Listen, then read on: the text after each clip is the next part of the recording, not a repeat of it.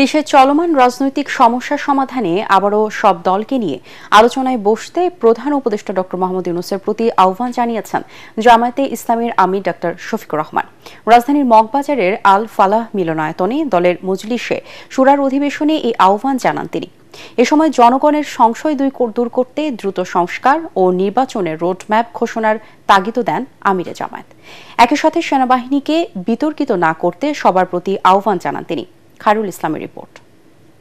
শেষ অবস্থায় অবস্থান করছে বাংলাদেশ জামায়াত ইসলামীর দলীয় সর্বোচ্চ নীতি নির্ধারণী ফোরাম কেন্দ্রীয় মজলিসে শুরার অধিবেশনে যোগ দেন সারা দেশ থেকে আসা সদস্যরা। এ সময় জামায়াতের আগামীর দিনের করণীয় বিষয় নিয়ে আলোচনা করেন দলটির নেতাকর্মীরা। বাকটি সফলভাবে আমাদেরকে অতিক্রম করতে হবে ইনশাআল্লাহ। অধিবেশন উদ্বোধন করে জামায়াত আমির বলেন, দেশের বর্তমান পরিস্থিতিতে সব পক্ষের আলোচনার মধ্যে দিয়েই সমাধান সম্ভব। সংঘাত এবং কাদা ছোড়াছুড়ির মধ্য দিয়ে জাতিকে আর অনিশ্চয়তার দিকে ঠেলে দেওয়া কোনো অবস্থায় সমীচীন হবে না। এই সংস্কৃতির অবসান হওয়া উচিত। এর জন্য প্রয়োজন অর্থবহ ডায়ালগ।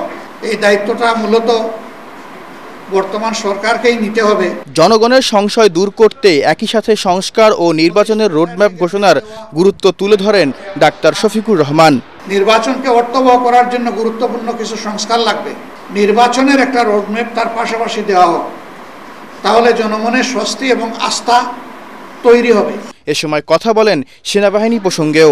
সেনাবাহিনী আমাদের গর্বিত সেনাবাহিনী, ইতিহাসের গুরুত্বপূর্ণ বাঁকে তাদের অনেক মর্যাদাপূর্ণ অবদান রয়েছে।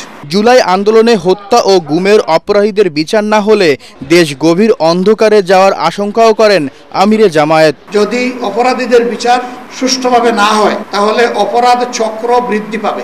খায়রুল ইসলাম, এটিএন বাংলা, ঢাকা।